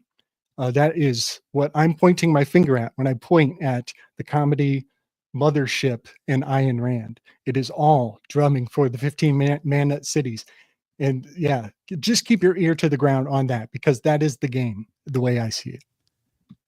Gabe, I recommend you check out a book called The 6 Pillars of Self-Esteem. It's by a psychotherapist named Nathaniel Branden, and he was a Randian. And why I recommend that is just because what we get with a lot of these philosophers like Freud or Rand is the public perception of a snapshot in time of their system of thought, leaving behind all of the evolution that later people took it through to improve on it, to test it. And Nathaniel Branden takes like what worked well of Rand's philosophy and applies it to building self-esteem in patients and like what self-esteem really is meant to express like, because that's essentially the cure to the psyop is if you have the level of, if everyone had a level of self-esteem, you know, that's what I like. Sometimes people might paint me with the brush of being a bit full of myself. I'm a Leo rising, you know, I think I'm great, but I always just retort back like, hey, me being great doesn't make you less great. Let's all be great. And that's, again, I think that's the, I don't want to just make out certain philosophers to have some dark agenda. A lot of it is their work is co-opted, and, you know, if it had goodness in it, then you can apply, if it had truth in it, a knowledge differential of truth is always going to be a power differential. And yeah, especially, yeah, you get what I'm saying. Totally, buddy. I'm on that. It's like you kind of have to go and get all the treasures and spit out the bones. You know what I mean? And everybody has treasures. They all have treasures. But yeah, then they all get co-opted. I'm writing that down. Thank you, buddy. That's going to be a good one. Cool. I mean, what's more important for parenting than modeling healthy self-esteem? I don't know what else there is to it. You know, I heard somebody talking recently about self-preoccupation in the dark triad of Machiavellianism and psychopathy and narcissism. You know, this dark triad has is a big to-do right now. And as soon as they said self-preoccupation, I was like, wait a second, that rhymes perfectly with being self-employed. And in this day and age, after all the layoffs, everybody is self-driven, self-owned, self-employed, and we have to be self-preoccupied to a great degree, just to promote your own hustle in the world. And so it's so fascinating how this dark triad is like corporations are going to take descriptions of themselves and project it onto the individual and the individual drive that is required to get by nowadays. So yeah. Yeah, and Speaking of one hustles, Hey guys, go shop at Family Fungi. We got all your mushroom needs. Yeah, I've also been making a lot of things for pregnant women and postpartum women and babies. I have a teething tincture and don't gripe, which is a play on gripe water. So if you have I had a tummy ache last night and I drank it, and let me tell you, it worked like a charm. We've got lots of great stuff. We this is our home. This is our business. So like we work under cottage food law. So everything we make to it, there are baby giggles all the time. Like where we live, uh, the mushrooms are. I'm like looking at 6 shelves of mushrooms growing right now. We have 3 shelves of reishi, and the other 2 are like lion's mane and oyster mushrooms and stuff like that. So they are around us. They hear us. We love them. We're like, our kids call them mushroom homes. We're like, okay, like, do the mushroom homes. I've been love it. taking lion's mane a lot lately because as a mom of 3 and just living life, for some reason I can't remember things. So I've been like mega dosing lion's mane. Um, lion's it's mane great. and cordyceps are crucial for me. I'm drinking cordyceps tea right now. I like That's awesome. honestly, I don't even come on a podcast without dosing those things. It's so important. So But I'm wearing my truffler shirt right now. Look, Chance, I got George the Rhino Thompson, the author of Verbal Judo, and I got the master truffler Bebop right over here. And you're Splinter, That's right. Master Splinter. but Cool. Yeah, I love everything that you guys have ever sent us, which is a lot. You've gifted us many wonderful, wonderful medicines, and I've bought things too. I hope I've bought enough to make up for all the gifts that you give us. Oh my gosh. I love you guys. We love you so much. The actually got it right here. I ended up feeling peppy enough, so I'm saving it for later. But I got this tea that's the Sage Energy tea that James said was crucial to maintaining that masculine stamina, and it's really good stuff. So Family Fungi, you can't go wrong. Lots of good stuff there, supporting a legit family. And we got to catch up with James again one of these days. It's been a while. I hope he's having fun with the boys right now. He's actually outside starting a fire. We got a sack of oysters, so we're having char-grilled oysters for dinner. Ooh, Trying to make another child? It's been so not yet. But yeah, and right now we live in this, it's like a warehouse that we grow mushrooms in and we have our lab in, and we just like, we're pretty much like couch surfing with the mushrooms. The mushrooms have the most space, and that's how it's been since we started this. But right now we're working towards getting our own home so that we can make this place a certified kitchen.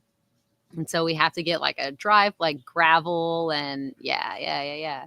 We've got to get those like, are beautiful. the golden oysters, they're so good.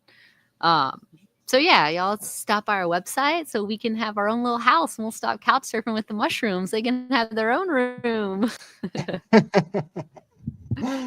That's so cool. I just think though it's beautiful, the medicine and the food that you guys make, it and the herbs, it all itself is ingesting the energy and the sound of like laughter and children and playing, and all that love is right in the mix. It's wonderful.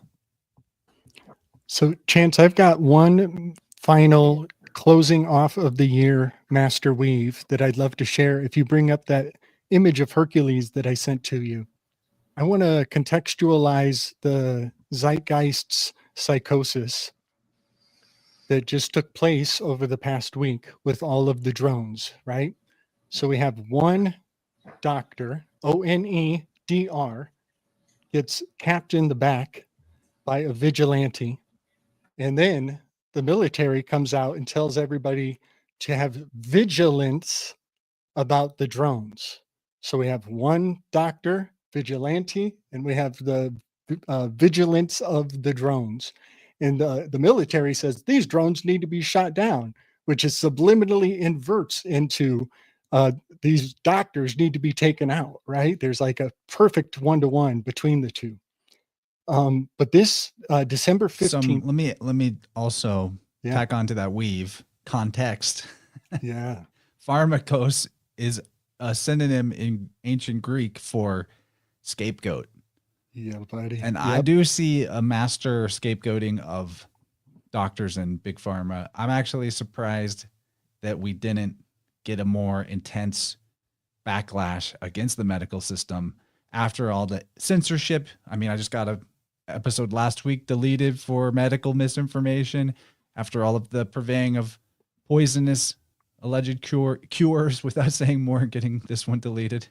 Right. Surprised. I'm honestly surprised. I'm glad. I don't want to see like a big, lynch mob or whatever, but right. I do. Yeah. Get out of that profession. You're being scapegoated. Right. Right. So yeah, the sun has just passed through Ophiuchus, the scapegoat of the zodiac. And on December 15th, the placement of the sun is rolling exactly on the north node, or excuse me, the south node, which is the location. We just moved through time. We've just laid the terra preta. We've just made fertile ground for the lunar standstill that chants the lunar standstill of 2025.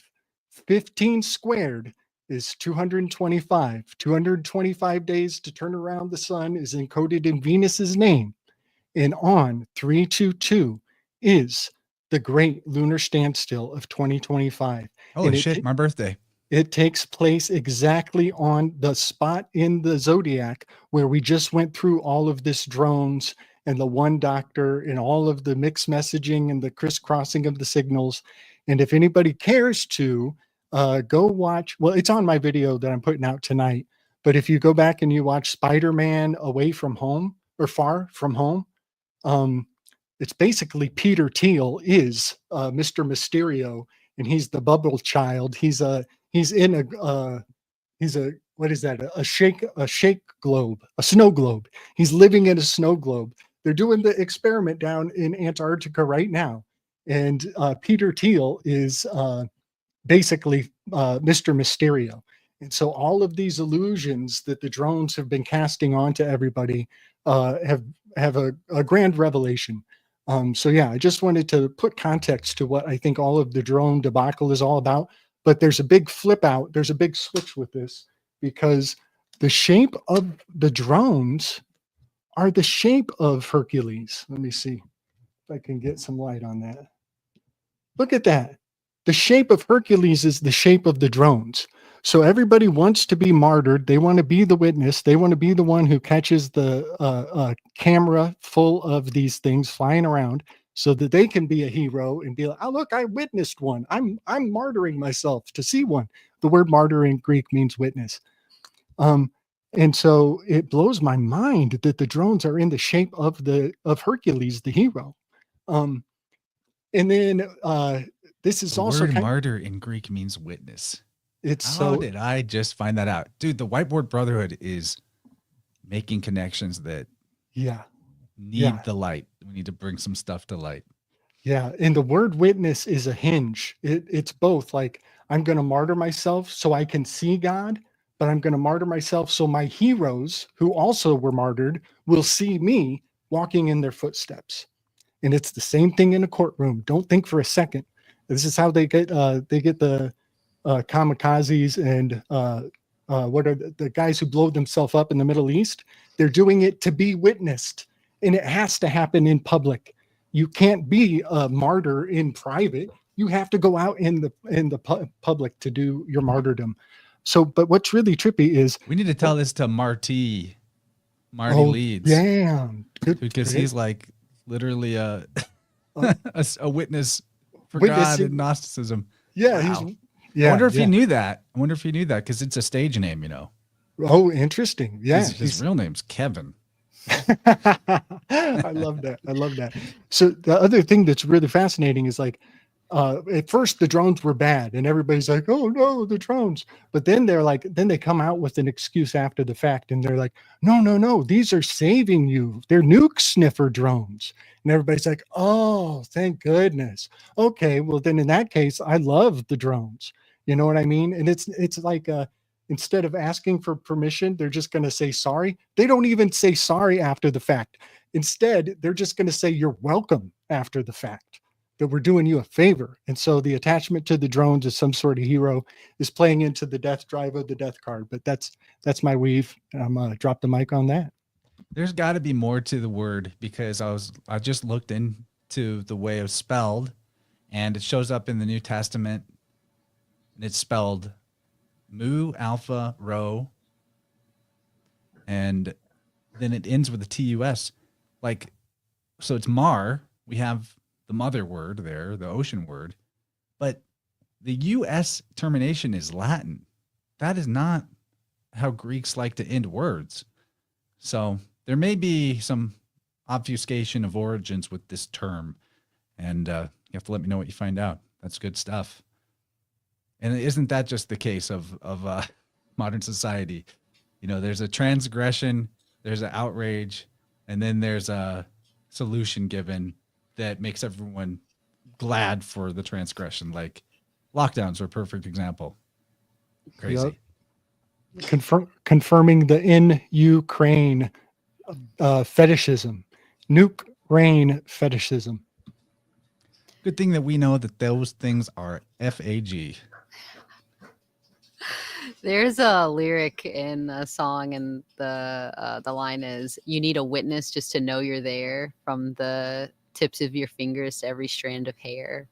And I think about that often, like for you to feel whole, you feel like you need to have someone else looking at you. And the preoccupation with yourself, one thing I thought of whenever you brought that up, Slick, was that within the maiden to mother transition, you have to be your own witness. It's like the mother has to witness the maiden as the maiden has to witness the mother. You can't have someone else be like, oh, you're a mother now, like step into your role. You are the initiation itself. You are the alchemy.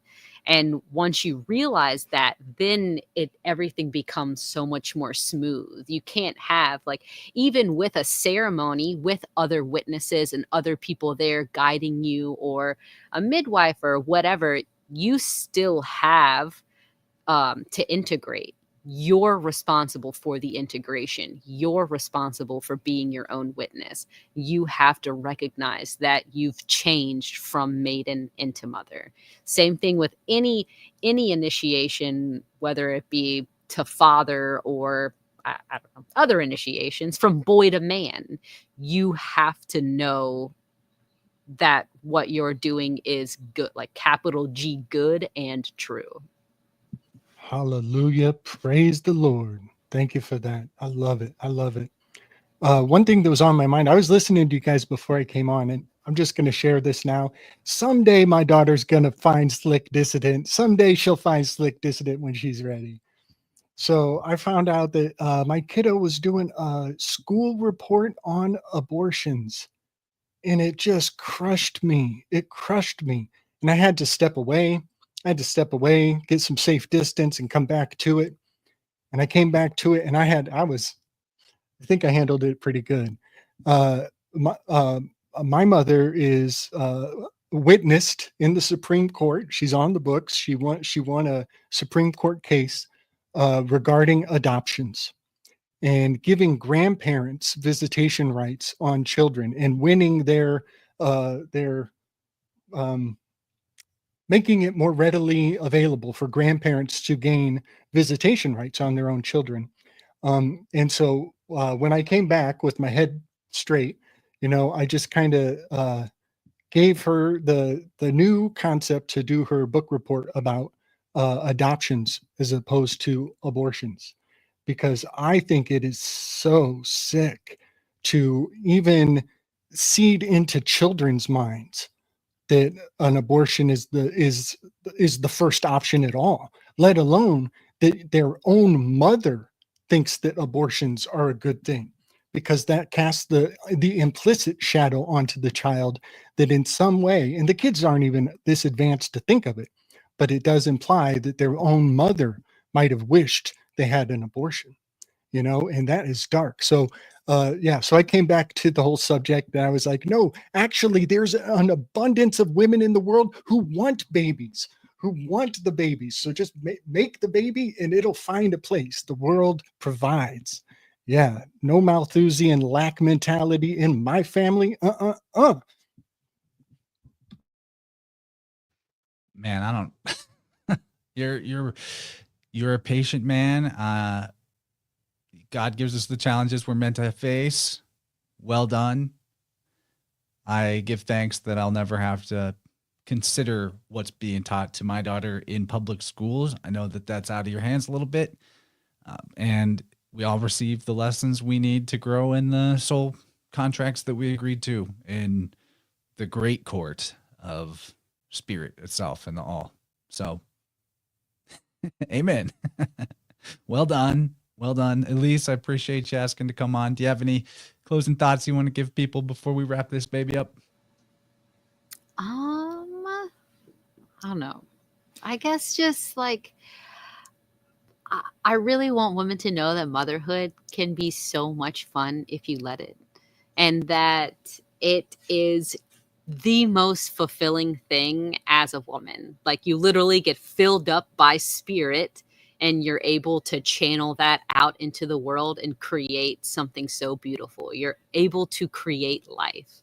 And maybe what makes it not fun is holding on to the old identity and trying to be both at the same time.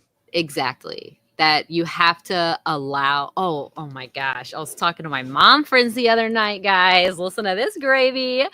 One of them was like, yeah, I feel like women that are mothers and they feel like they have to do all this childhood trauma work is because they didn't allow their maiden self and their child self to die, and they weren't able to fully be reborn into the mother.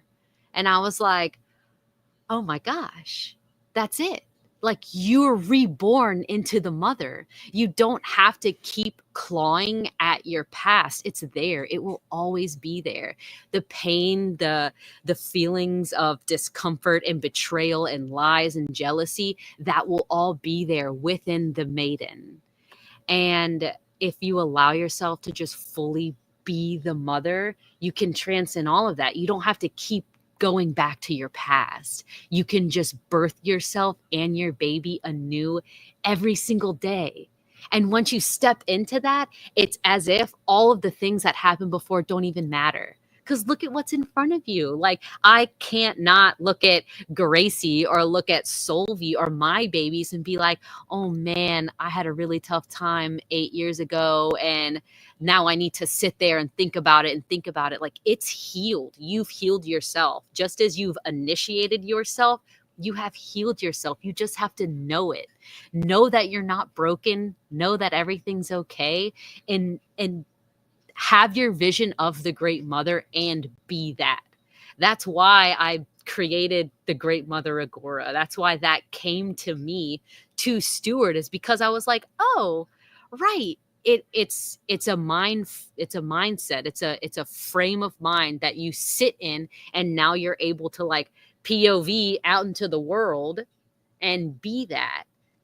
And that's not saying you won't have hard days. Friggin' 2 years ago, a year and a half ago, I bought these earplugs because my kids were being so loud. I was like being triggered by it. And these earplugs just brought it down like a few decibels to where it didn't trigger me as much. And I don't wear them anymore because now I hear their screams and I'm like, oh, you guys, y'all are so crazy. Oh my goodness. But it's joyous, and it's something to be. You want to be with it. You don't want to cower away from the mother. You want to be fully embraced in the bosom, drinking the nectar of life that is everything that you're witnessing. And I messaged you about like the alchemy of the maiden to the mother, because I've been thinking about it. And all these women that I know have been going through pregnancy and having their babies and are in their postpartum time. And I remember how alone I felt postpartum and how I didn't have words to put this alchemical transformation that was happening. And I had no idea what was even going on. And so now I talk to women about it all the time. I'm like, yeah, you're a mother now. How beautiful. It's, and you, whenever you don't allow yourself to sit in that, you can feel run down. And my last closing thought is, if you want to talk about babies, if you want to talk about pregnancy or birth, I'm here for it. I have not like put aside my birth work, but I've made it my life. It's no longer like you schedule an appointment and you pay. Like, girl, let's just hang out and let's talk about it. And let's give this information to other women. Like, if birth can change the world, let's do it. Let's hang out and talk about it and just joyously dance and laugh and sit in circle together and sing songs and drink tea and have our babies. It's so beautiful. Give thanks and praise. Just looking through your Instagram, and yeah, your family's lovely. And it occurred to me how, because Gabe brought up the abortion topic, it's maybe should be taught that it's not just the pregnancy that's being aborted, but it's the mother is being aborted, the mother herself, right? It's like clinging on to the maiden identity, but it doesn't really, you don't really remain a maiden either. You get cast into this in-between state that probably hurts a lot. I mean, damn. I don't want to end on that, but we are at the end of the show. It's been nothing but good vibes and love this whole time. Check out familyfungi.net. Check out Slick Dissident. Check out the show notes for the ways you can support InnerVerse. Thanks for being here, everybody. And may you guys have blessed New Year and very Christly happy holidays. I look forward to putting out another InnerVerse before a couple days go by with the return of Clive DeCarl. So watch out for that. He's always fun. And we'll see you all later. Much love. Bye-bye.